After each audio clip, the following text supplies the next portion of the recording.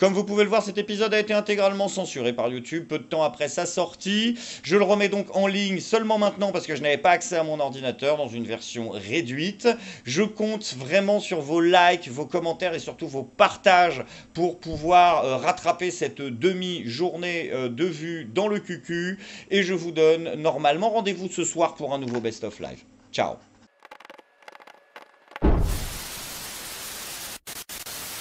On est en train de vivre des moments inoubliables. Je vous le dis, là, c'est quand même incroyable.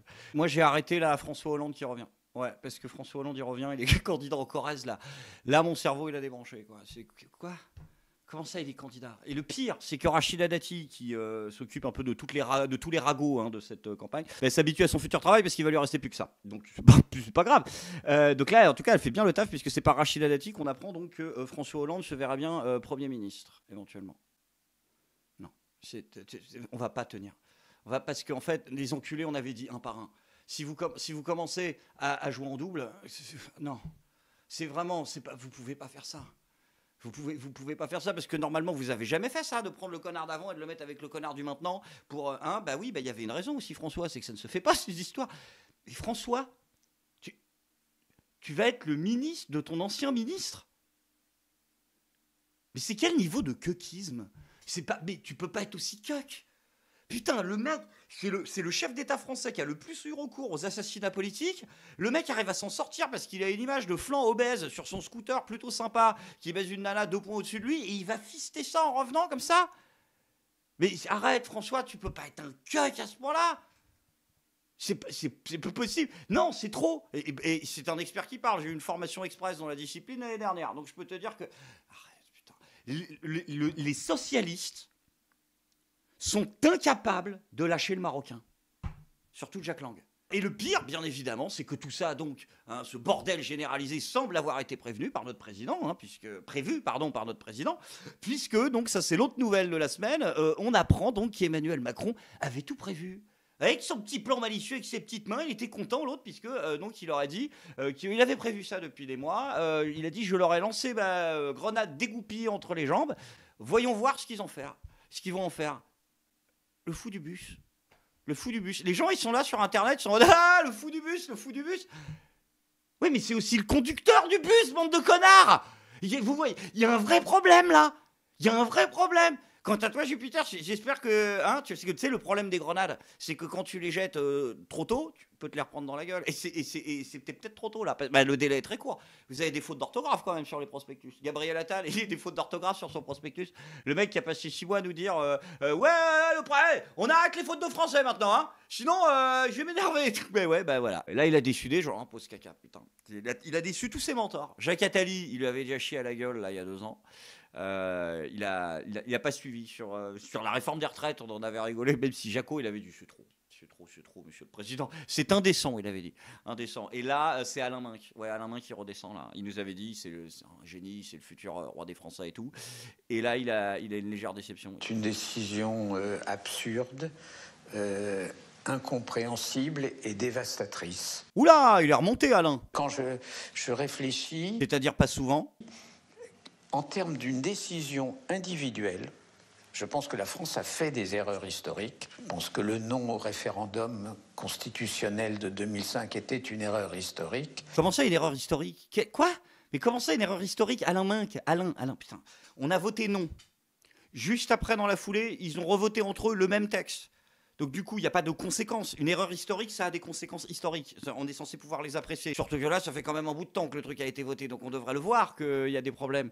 Je comprends pas. En fait, tu aurais dû dire, la France est passée pas loin de faire une erreur historique. Tu vois? Non, mais en fait, je crois que pour Alain Minc, l'erreur historique, c'est de nous avoir demandé notre avis. Mais c'est une erreur historique, et c'est en plus effacer d'un coup sec tout ce qu'il a fait. Mais les gens sont au courant. Les gens sont au courant, Pépé. Ils sont, oui, et en train de dire, les gens se rendent pas compte que là, on va détruire tout ce qu'Emmanuel Macron a fait. Mais oui, si les gens voulaient pas détruire ce qu'il a fait, Emmanuel Macron, ils voteraient Emmanuel Macron.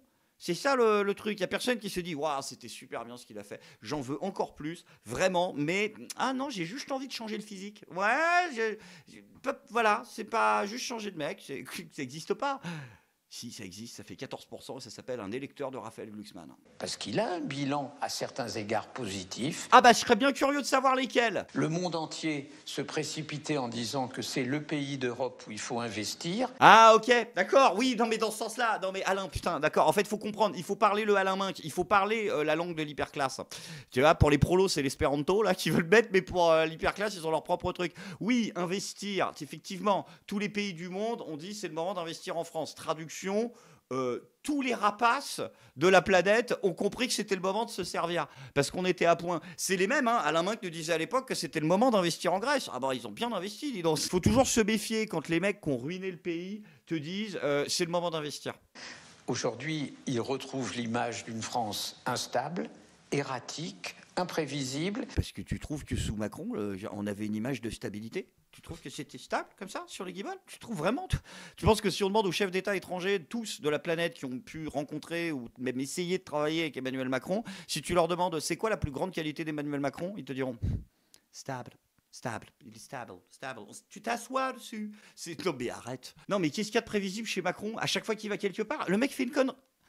Ok, d'accord, du coup j'ai compris. D'ailleurs, il y a un juge de paix. Il suffit de regarder l'écart de taux entre le taux allemand et le taux français. Oh putain, l'enfer. Ah non mais vraiment, j'ai eu un faux espoir. Je me suis dit, tu sais, il va te dire, mais il y a un juge de paix. C'est le peuple. Bon, j'y ai pas cru longtemps, mais il y a un juge de paix, c'est à la limite pour des gars comme ça. Le Conseil d'État, le Conseil constitutionnel, l'Assemblée pour les plus démocrates.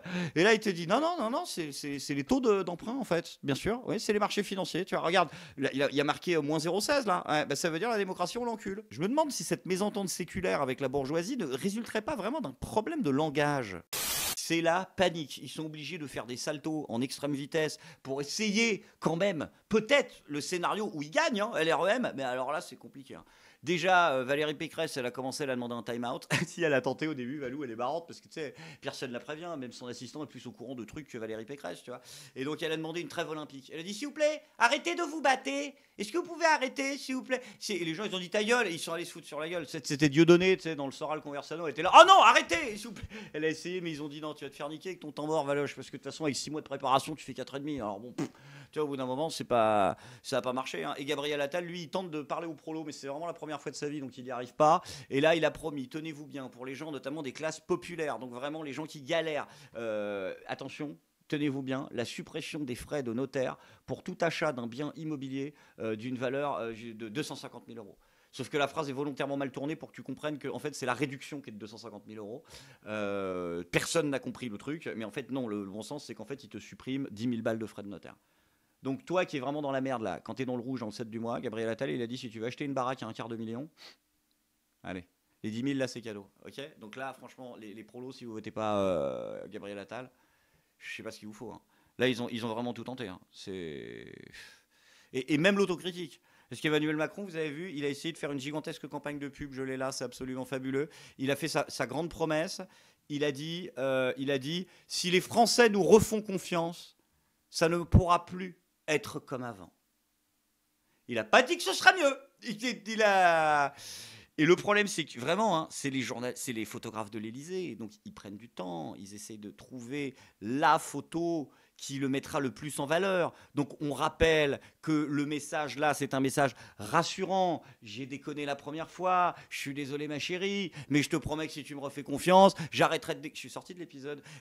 Donc, ça ne sera plus comme avant. Donc là, on est dans un message qui rassure. On est dans un message qui est censé nous montrer qu'il a changé. Tu as des photographes de l'Élysée. Ils ont dû prendre 42 000 shoots. La seule photo qu'ils arrivent à trouver, c'est ça. Est-ce que ce serait possible d'avoir une photo de ce mec où il n'a pas l'air d'un sociopathe? Il n'y arrive même plus. Il n'y arrive même plus. Regarde cette tête de dingo du tram. C'est avec le sourire de pervers. Vous ne pouvez pas. Après, c'est pas la pire affiche. La pire affiche, là, on l'a découvert l'autre soir en direct. Donc du coup, je suis allé la voir. J'ai découvert le meilleur, le mec pour qui il faut voter. Est-ce que vous connaissez Benjamin Sigoura? Je veux vous convaincre du projet politique de Benjamin Sigoura. Là, je pense que c'est probablement la palme du candidat le plus what the fuck de ces élections. Tu vois, on est tous en train de se déchirer sur des questions gauche-droite, on est tous en train de se... Et si on se posait la question autrement? Si la question importante, ce n'était pas la question gauche-droite, et peut-être une autre question, comme celui de la sécurité, du salut et de l'enrichissement du peuple juif. En tout cas, c'est ce que nous propose Benjamin Sigourat. Attention, il est incroyable. Déjà, maxi-tête. Moi, je pense que là, on n'essaye pas de cacher le communautarisme. C'est important. Mais là où c'est encore plus fort, c'est qu'il a un programme. Découvrons ça ensemble. Je vote Benjamin Sigourat. 8e circonscription des Français de l'étranger. Premier point, petit revolver. Création de milices communautaires armées pour renforcer la sécurité des Juifs en France. Ok. Donc, bon, il n'y a pas de... Juste des Juifs. Il n'y a pas les autres. Peine maximale pour les crimes antisémites, incluant la déchéance de nationalité. Maximale selon qui? Selon la République française ou le Talmud? Non, parce que je te sens bien parti, hein, donc c'est pour ça que je te pose la question. Maximale, c'est le tribunal de Nuremberg à chaque fois qu'il y a un tag, quoi. Je comprends pas, mais peine maximale, il faut préciser quel est le truc. Après, moi je suis pour, mais pourquoi un et pas les autres? Ça c'est... Oui, parce que tu t'occupes que de cela et chacun s'occupe que de ce qu'il veut. Sauf que vu qu'on en est liquin, c'est ça le problème, c'est que du coup il y en a qu'un qui se servi. Enseignement obligatoire, là il y a des petits livres, donc c'est sympa, de l'histoire juive et d'Israël au collège et au lycée. Oh bah, l'histoire juive, en cours d'histoire, c'est compliqué, parce que les 3/4, c'est de la science-fiction. C'est ça le problème aussi. C'est-à-dire, vous voulez que tu dises quoi? Tu veux que j'explique qu'on explique à nos gamins de 5 ans que l'autre, il a volé sur un dromadaire, là, entre deux montagnes? Ben non, non. On peut leur apprendre la moïsation symbolique, mais on ne peut pas leur apprendre que vraiment l'autre il a ouvert la flotte en deux. Enfin, je suis désolé, mais une grande partie de votre histoire, c'est un truc qui a été inventé. Enfin, je veux dire, sinon, parce que ou alors vous parlez depuis la fin de la Seconde Guerre mondiale. Et bon, là, ça s'apprend assez vite, mais bon, c'est, enfin, je veux dire, là, c'est déjà plus ou moins le cas. Hein. Il y a un chapitre dessus. Hein. Il y a un chapitre dessus et sur ce qui s'est passé avant, il y en a un peu plus. Donc je vois pas trop le. Faut faire plus. Enfin, voilà, on va faire comme ça. Promotion de la culture juive et israélienne lors d'événements culturels ouverts à tous. Oui, mais pourquoi fais-le? Pourquoi t'es candidat? C'est à toi de le faire. T'es candidat pour prendre des impôts à la collectivité pour que tu puisses le. Ben non. Soutien aux entreprises victimes de boycotts. Tous les boycotts? Non, du coup. Pour renforcer via un fonds d'indemnisation exceptionnel. Promotion des technologies de surveillance avancées pour renforcer la sécurité. Ok. D'accord. Donc, ça, je pense que c'est pour tout le monde, mais c'est toujours pareil. Hein. C'est le problème, c'est l'éternel problème du peuple juif avec les programmes politiques. Ce live est en train de déborder. Depuis Moïse. C'est vrai que quand tu regardes l'étape de la loi, tu sais pas si c'est pour tout le monde ou si c'est que pour eux. Eh ben, il y a le même truc là. Faudrait vraiment que vous pensiez à l'indiquer, puis ça fait 2000 ans que ça dure, et je vous jure que ça crée une incompréhension. Ambassade à Jérusalem, la capitale éternelle. Ambassade de quoi? Là, c'est même plus des phrases, c'est des poèmes. C'est pas une phrase, là, c'est un verset, en fait. Diffuser le judaïsme et les 7 lois de Noé. Diffuser. Mais encore une fois, fais ce que tu veux de tes week-ends. Enfin non, justement, c'est le principe de votre truc. Si vous faites pas ce que vous voulez de vos week-ends, ta gueule, c'est pas la question. Et tu vas distribuer sur ta pause midi, putain, des tracts du judaïsme. Diffuse, si tu veux. Mais pourquoi tu veux diriger pour diffuser? Diffuse. Et les 7 lois de Noé. Tu vas diffuser les 7 lois de Noé. En préambule de la Constitution. Justice, tu poursuivras, afin de vivre et de posséder la terre que l'Éternel, ton Dieu, te donne. Deutéronome 16-20. Benjamin Sigourat. Bon. Ok. Non, mais il est... Ça a changé, Wissam. Hein. Ah ouais, non, mais après, s'il y a des mecs en face qui ont envie de faire un contre Uno en balançant les mêmes dingueries, moi je... Après, vous allez chialer, mais c'est open bar, là. Là, déjà qu'avec la dissolution, je fais mon comeback. Là, si vous continuez vos dingueries, Alain Soral, il va faire 3 vidéos du mois par semaine. Là. Stéphane Rudulier, il a fait un tweet complètement con, parce qu'en fait, ils essayent vraiment tous les jours d'en mettre. Et donc, parce qu'en fait, il y a Meir Habib qui s'est fait traiter de porc.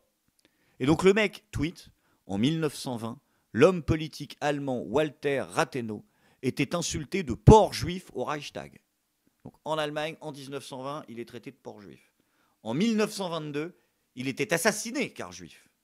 100 ans après, en France, un député LFI insulte le député juif Meir Habib de porc.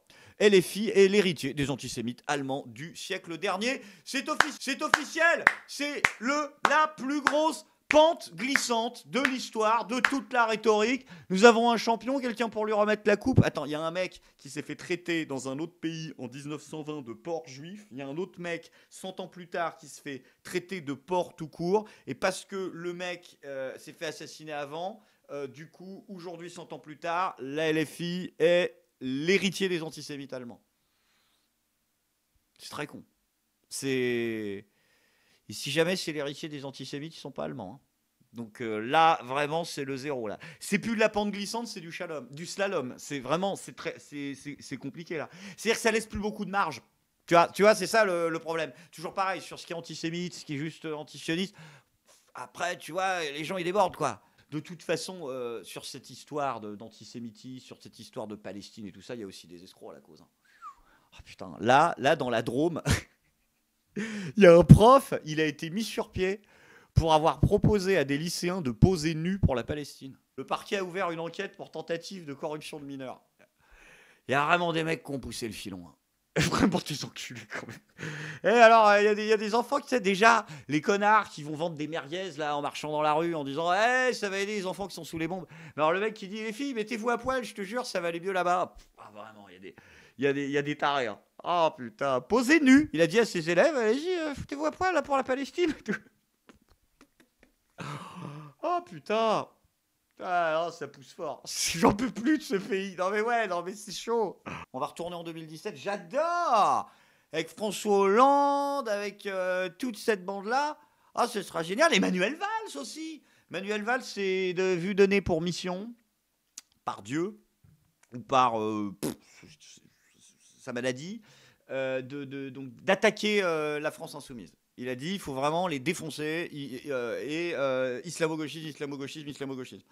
Donc c'est sa mission. Bon, c'est vrai qu'il n'a pas vraiment surpris dans le rôle. Malheureusement, il a fait la rencontre de Manon Aubry sur un plateau de télévision qui lui a rappelé son bilan. Voilà, c'est ça le problème, c'est qu'elle a juste à te rappeler ton bilan, elle te met 9-0. Pardon, monsieur Valls, je pense que je n'ai aucune leçon à recevoir d'un ancien Premier ministre pour parler de trahison que vous êtes, d'un ancien Premier ministre qui s'était engagé à soutenir Benoît Hamon à la primaire et qui finalement a soutenu Emmanuel Macron, qui a été député de la Nation et qui est enfin parti en Espagne, sauf que là, qui a soutenu un parti qui a été élu sur un parti centriste pour finalement faire une alliance avec l'extrême droite en Espagne, Ciudadanos qui a gouverné avec Vox dans un certain nombre de régions. Donc, pardon, monsieur Valls. Vous avez bien les fiches, mais elles sont. Il y a plein de pardon, monsieur Valls. Parlons de la France, on est face à face. Monsieur Valls, en termes de trahison, je pense que je n'ai aucune leçon à recevoir. Mais non, je te jure, avec le retour de tous les cons là, je me tape un putain de coup de jeune.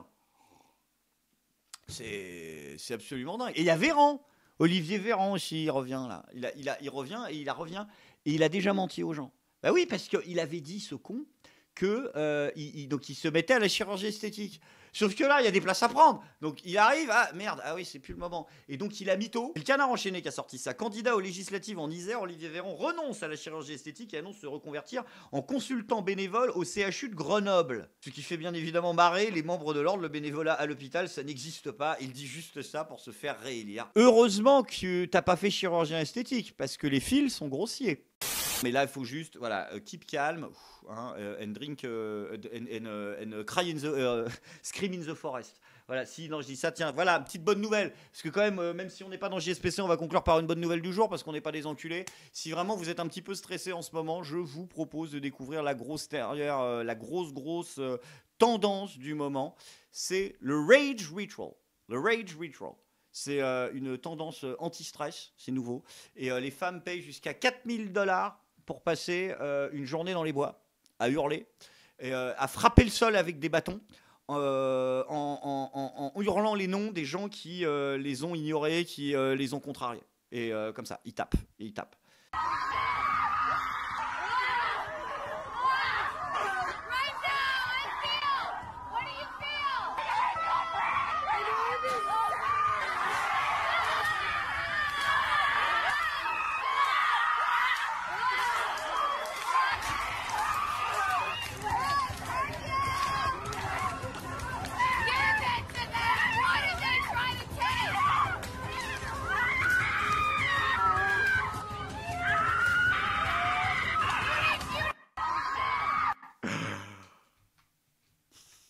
4000 balles pour taper par terre avec des bâtons. Oh, ce niveau d'enculerie, putain. Je pense que leurs mecs, pendant ce temps-là, sont eux aussi en train de déstresser de ces hystéros et ils ont investi les 4000 balles d'une autre manière, je pense. C'est vrai qu'elles font le bruit des mobs dans Bloodborne. C'est vrai, ça. C'est vrai. Elles font le même bruit. Dans tous les jeux, t'as un monstre comme ça dans les jeux d'horreur qui scream et il est chiant tout le temps, ce monstre. Non, mais en plus, ils font ça à la campagne, c'est dangereux. T'imagines, t'as quelqu'un du terroir, il arrive, il est armé. Il voit ça. Il a peur. Il se défend. Le chien, il devient fou. On est dans des ultrasons, ils vont se faire dévorer par des teckels. Ça va être... Non, arrête. Non, mais c'est une magouille pour pas se faire interner. Je veux dire, c'est quoi ce truc? C'est extrêmement fort quand même. Réussir à faire payer des gens pour quelque chose qu'ils peuvent faire gratuitement chez eux. Comme ça, simplement parce que t'existes. Il y en a même qui finissent ministre de l'économie comme ça. Merci Cognac J, à vous les studios, et à très vite.